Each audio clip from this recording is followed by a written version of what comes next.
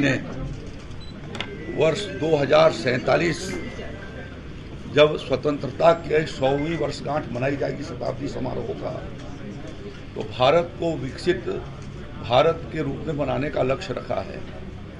उसी क्रम में उत्तर प्रदेश के मुख्यमंत्री योगी आदित्यनाथ जी ने उत्तर प्रदेश राज्य को विकसित उत्तर प्रदेश बनाने का संकल्प लिया और उस दृष्टि से उन्होंने ऑनलाइन पोर्टल पर और विभिन्न चर्चाओं के माध्यम से विकसित उत्तर प्रदेश के लिए उत्तर प्रदेश के जनमानस से और प्रबुद्धजनों से, विशेषज्ञों से, वैज्ञानिकों से, प्रगतिशील किसानों से उसके बारे में सुझाव उन्होंने मांगे हैं और उसके संदर्भ में सभी मंडल मुख्यालयों पर, जनपदों में और विभिन्न संस्थाओं में विचार मंथन के कार्यक्रम प्रारंभ हुए हैं। और उसी क्रम के भीतर लखनऊ में 17 तारीख को इंदिरा गांधी प्रतिष्ठान में प्रातः 10 बजे से विकसित उत्तर प्रदेश, विकसित कृषि, इस संदर्भ में एक मंथन का कार्यक्रम यहाँ पर प्रारंभ किया जाएगा। आप अवगत हैं कि उत्तर प्रदेश के भीतर भारत के कुल कृषि भूमि का 11% हिस्सेदारी है, भूमि उपलब्ध है, लेकिन खाद्यान्न उत्पादन में उत्तर प्रदेश 21% से ज़्यादा 22% के करीब उत्पादन पैदा कर रहा है। और हम खाद्यान्न उत्पादन में देश में पिछले 7 वर्षों से लगातार सर्वप्रथम स्थान पर हैं और गत वर्ष 737 लाख मीट्रिक टन खाद्यान्न का उत्पादन उत्तर प्रदेश के सरकार के डबल इंजन की सरकार के प्रयासों और किसानों के जागरूकता के कारण संभव हो पाया है। बाजरा, मसूर और राई, सरसों में हम दूसरे स्थान पर हैं, आलू उत्पादन में पहले स्थान पर हैं और इसी प्रकार से गन्ना उत्पादन और सब्जियों के उत्पादन में भी आज और दूध के उत्पादन में अपना उत्तर प्रदेश नंबर 1 पर चल रहा है। 2016-17 में जब उस समय समाजवादी पार्टी के अखिलेश यादव की सरकार थी, तो उस समय जो कुल ग्रास वैल्यू GSVA जो था वो मात्र 2 लाख करोड़ रुपए का था। गत वर्ष 2024-25 में वह बढ़ करके 118.5% बढ़ करके 4,35,000 करोड़ रुपए हुआ है और हम इस साल उम्मीद करते हैं कि हम लोग 5.5 लाख करोड़ में इस साल हम पहुंच जाएंगे। जहां विकसित उत्तर प्रदेश के लक्ष्य के भीतर आदरणीय प्रधानमंत्री जी ने भारत का $12 ट्रिलियन इकोनॉमी बनाए जाने का लक्ष्य रखा, वहीं पर उत्तर प्रदेश के मुख्यमंत्री योगी आदित्यनाथ जी ने $6 ट्रिलियन इकोनॉमी उत्तर प्रदेश बनाने का उन्होंने लक्ष्य रखा। उसमें से $1 ट्रिलियन एग्रीकल्चर सेक्टर की हिस्सेदारी होगी। उस दृष्टि से हम लोगों ने जो देखा है कि जो किसानों के पास जो चुनौतियां हैं, उन चुनौतियों के साथ उनको जागरूक करना, जिससे किसानों की आय में अपेक्षाकृत बढ़ोतरी की जा सके, वृद्धि की जा सके, साथ साथ में उत्पादन और उत्पादकता को बढ़ाए जाने के लिए समय से फर्टिलाइजर को उपलब्ध कराना और उसके साथ साथ उनके बीच में टेक्नोलॉजी का इस्तेमाल करके खेती को सरल बनाया जाना। इसी प्रकार से जो सीमांत और लघु किसान हैं उनके क्लस्टर बना करके क्लस्टर का भाव प्रेरित करना, क्योंकि छोटी जोत की खेती कम लाभप्रद है और बड़ी जोत में लागत भी कम होती है और पैदावार की गुंजाइशें भी ज़्यादा बढ़ती हैं। इस नाते क्लस्टर अप्रोच को भी विकसित किया जाना और साथ साथ में जलवायु, जैसे क्लाइमेट चेंज हो रहा है तो उसके अनुरूप उन क्लाइमेटिक जोन के भीतर उन प्रकार के फसलों को विकसित किया जाना और साथ साथ में प्रोटेक्टिव फार्मिंग को, खासतौर पर सब्जियों और फलों की दृष्टि से संरक्षित खेती को आगे की ओर बढ़ाया जाना। और उत्तर प्रदेश के भीतर 12 लाख हेक्टेयर के करीब बंजर ऊसर जमीन है, तो क्रमशः उसको खेती योग्य बना करके और किसानों को पट्टे पर उपलब्ध कराया जाना, जिससे के माध्यम से हम खेती बाड़ी उसके बीच में बढ़ा सकें। इसके साथ साथ उन्नतशील प्रमाणित बीजों की उपलब्धता के लिए हम लखनऊ में एक सीड पार्क तैयार कर रहे हैं चौधरी चरण सिंह के नाम पर, राज्य के भीतर 5 सीड पार्क और हम लोग तैयार करेंगे और उसके क्रमशः तैयार करते जाएंगे, जिससे कि उत्तर प्रदेश बीज उत्पादन की दृष्टि से भी वह एक महत्वपूर्ण प्रदेश हो सके और अपने किसानों को बीज उत्पादन की ओर प्रेरित करके उनको अच्छी आमदनी हम दिला सकें। उस दृष्टि से उसका प्रयास करना, निर्यात और संवर्धन के दृष्टि से भी हम लोग प्रयास करेंगे। और इस दृष्टि से अभी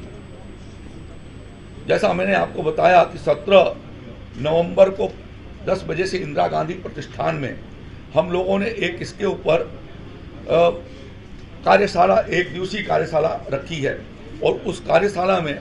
हमारे मुख्य सचिव, कृषि उत्पादन आयुक्त और विभिन्न विभागों के प्रमुख सचिवों के साथ साथ सभी जो हमारे कृषि संबंधित हमारे कुलपति हैं और पशुपालन के कुलपति हैं, वो सारे और जितने आईसीआर के इंस्टीट्यूट हैं, 10 इंस्टीट्यूट उत्तर प्रदेश में हैं, विभिन्न प्रकार के उनके डायरेक्टर्स और 89 कृषि विज्ञान केंद्र हैं, उनके साइंटिस्ट, चीफ साइंटिस्ट और निदेशक कृषि विभाग और जितने भी हमारे निदेशक हैं अन्य, उन वो सब और अवकाश प्राप्त भी ऐसे वैज्ञानिक जो उत्तर प्रदेश में निवास करते हैं या विभिन्न हमारे डायरेक्टर्स जो उत्तर प्रदेश में निवास करते हैं, उनको भी उसके भीतर बुलाया जा रहा है। इसी प्रकार से प्रदेश के 4 पद्मश्री किसानों को, यूपी डास के लोगों को और जो सॉइल कंजर्वेशन के जितने डीडी और प्लांट प्रोटेक्शन के डीडी हैं उन्हें और सभी मंडलों से 1-1 डीडी को इस कार्यशाला के भीतर और सभी जेडीएच को हम लोग आमंत्रित कर रहे हैं, जिससे उनके अनुभव और उनकी क्या सुझाव, महत्वपूर्ण सुझाव हैं और उसकी कार्य योजना कैसे तैयार किया जा सकता है, इसके ऊपर एक पूरी कार्यशाला, भविष्य की कृषि की रूपरेखा, जो विकसित उत्तर प्रदेश का विकसित कृषि होगा, उसकी पूरी कार्य योजना के लिए उनसे सुझाव आमंत्रित किए जाएंगे और उसके भीतर ओपन डिस्कशन भी हम लोगों ने रखा है। तो मैं ये समझता हूँ कि प्रदेश की राजधानी में यह अपने में एक महत्वपूर्ण कार्यशाला है। इसके भीतर वो प्रोग्रेसिव फार्मर्स को भी बुला रखा है, जिन्होंने विभिन्न क्षेत्रों के भीतर अपने अचीवमेंट किए हैं और कैसे किए हैं, उनकी सक्सेस स्टोरी। इसी प्रकार से लगभग 20 के करीब जो बेहतर एफपीओ, जो कृषि उत्पादक संगठन और समूह हैं, उनके लोगों को भी बुला रखा है कि वो उत्तर प्रदेश को विकसित उत्तर प्रदेश बनाए जाने में विकसित कृषि का जो रोल है, $1 ट्रिलियन इकानमी को पहुंचाए जाने में उनके जो अपने अनुभव हैं और जो उनकी सफलता की कहानी है, साथ साथ में जो वैज्ञानिकों के अनुभव हैं, उसके आधार पर हम लोग यह अपनी कार्यशाला संचालित करने जा रहे हैं। उसके भीतर कुछ विशेष हाइलाइट्स हमारे हैं कि digital agriculture, use of digital in infrastructure और एआई का इस्तेमाल, क्योंकि आज कृषि के क्षेत्र में भी आर्टिफिशियल इंटेलिजेंस का बहुत महत्वपूर्ण योगदान है। मौसम के हालात किसानों को हम सही तरीके से अवगत करा सकें, इसके लिए भी एआई की ज़रूरत है। उनके क्रॉप्स के क्या पोजीशन है उसके बारे में उनको जानकारी दे सकें, इसके लिए एआई का एग्रीकल्चर सेक्टर के भीतर इस्तेमाल। दूसरा इशू है उसके भीतर क्लाइमेट जो चैलेंजेज हैं आज की, जलवायु परिवर्तन। अभी हम लोगों ने उत्तर प्रदेश में देखा कि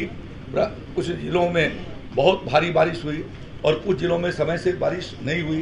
बाद में कहीं बहुत बड़े पैमाने पर बारिश हुई, तो जो फसलों को नुकसान पहुंचा रहा है, उस दृष्टि से क्लाइमेट चैलेंजेज और को देखते हुए हम कैसे जो मौसम प्रतिरोधी प्रजातियों को विकसित कर सकें और कौन सी वो टेक्नोलॉजी इस्तेमाल कर सके एग्रीकल्चर की, जिससे वो मौसम की मार से किसानों को बचाया जा सके। इसी प्रकार से soil health planning, Uttar Pradesh ही नहीं देश के अधिकांश हिस्सों में लगातार रासायनिक फर्टिलाइजर के इस्तेमाल करने से ऑर्गेनिक कार्बन की बहुत मात्रा में कमी हो गई है। इसी प्रकार से पशुपालन और हरी खाद का इस्तेमाल नहीं किए जाने की वजह से भी जो भूमि का क्षरण हो रहा है और साथ साथ में जमीन के भीतर ऑर्गेनिक कार्बन की कमी हो रही है, तो उसके ऊपर भी एक चर्चा होगी कि सॉइल हेल्थ को मेंटेन करने के लिए ऑर्गेनिक कार्बन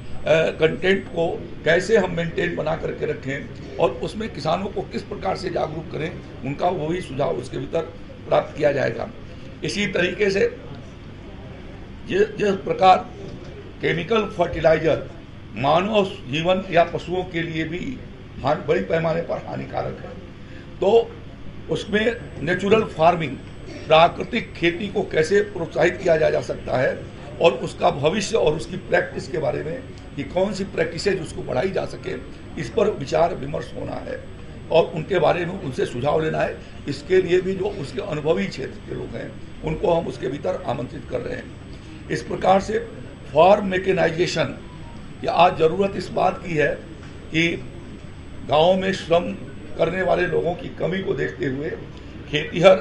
काम कैसे किए जा सकते हैं, तो उसके लिए आसान कृषि यंत्रों को कैसे विकसित किया जाए और जो खेती के लिए उपयोगी हैं, फार्म मैकेनाइजेशन और डाइवर्सिफिकेशन ऑफ एग्रीकल्चर, खेती का विविधीकरण, जैसे विगत वर्षों के भीतर उत्तर प्रदेश में हम लोगों ने आदरणीय योगी आदित्यनाथ जी के नेतृत्व में जो प्रयास किया, उसकी वजह से प्रदेश में बड़े पैमाने पर दलहन और तिलहन की खेती बढ़ी है। जो 3 क्रॉप के भीतर सिकुड़ गई थी कि धान, गेहूं और गन्ना, अब धान, गेहूं, गन्ना से निकाल करके हमने उनको तिलहन और दलहन की खेती की ओर बढ़ाया है और 2-3 वर्षों से मक्का के खेती के प्रति भी उत्साहित किया है। तो डाइवर्सिफिकेशन ऑफ क्रॉप और उसके अल्टरनेटिव्स क्या हैं, इसके बारे में वहाँ पर चर्चा उसकी की जाएगी। इसी तरीके से चेंज इन क्रॉपिंग सिस्टम, कि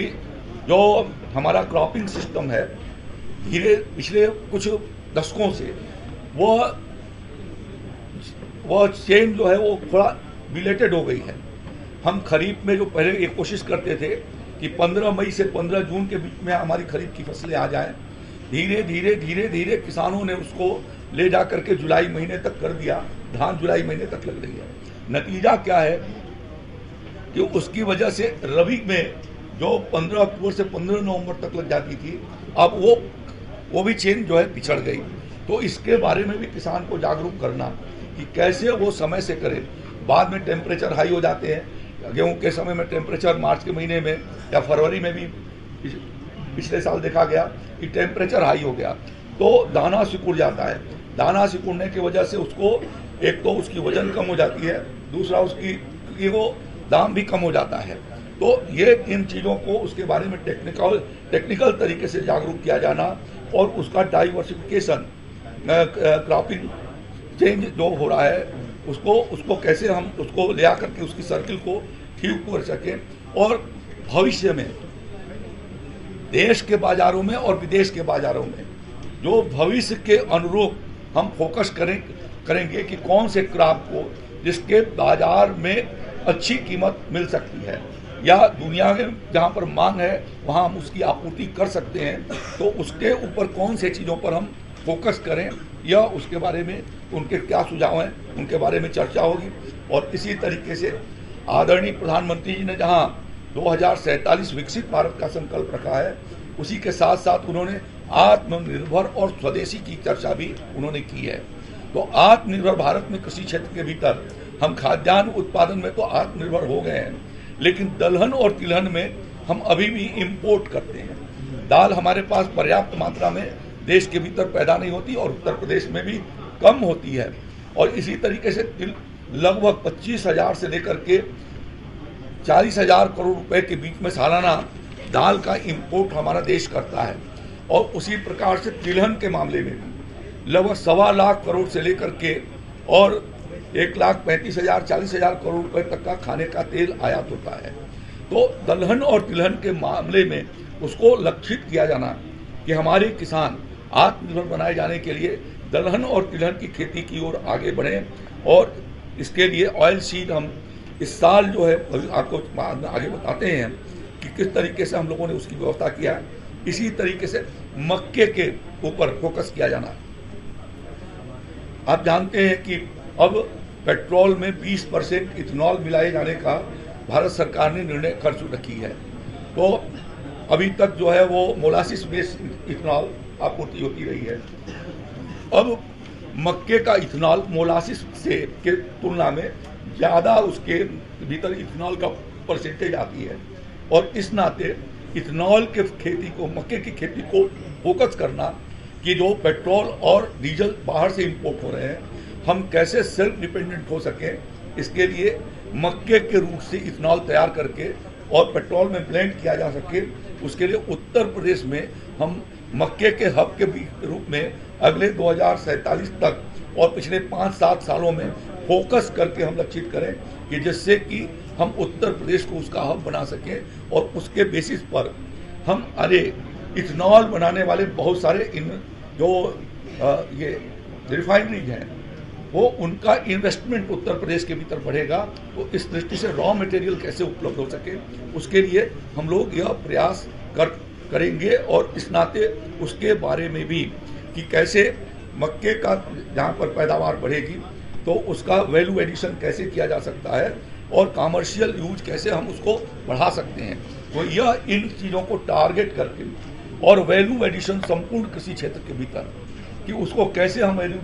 एडिशन की ओर ले करके जा सकते हैं, यह इस दृष्टि से हम लोग प्रयास इस बारे में करेंगे। और इसीलिए इस तरीके से शी अन्न के खेती पर भी फोकस करना कि आजकल अभी दिल्ली में डॉक्टर गुलेरिया ने कहा कि वहाँ का एटमॉस्फेयर खराब हो गया है और 30% लोग जो है लंग्स और चेस्ट से बीमार हैं। और अपने प्रदेश के भीतर भी कल या आज कभी अखबारों में रिपोर्ट देख रहा था कि अपने राज्य के भीतर भी लंग्स और चेस्ट और निमोनिया के किसी अखबार के भीतर था कि बड़े पैमाने में लोग बीमार हो रहे हैं। तो स्वाभाविक है कि जो सजेशन आए थे कोविड काल के भीतर कि शी अन्न का उपयोग हमारे भीतर जो है वो रेजिस्टेंस कैपेसिटी डेवलप करता है और साथ साथ में जो न्यूट्रिशन हमको मिलना चाहिए वो मिलती है। और इस नाते योगी आदित्यनाथ जी की सरकार ने